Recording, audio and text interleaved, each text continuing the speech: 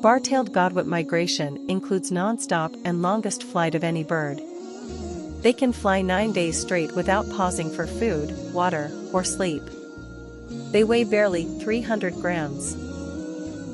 Hummingbird is the smallest migrating bird. They can travel alone for up to 500 miles at a time. They flap their wings more than 80 times per second.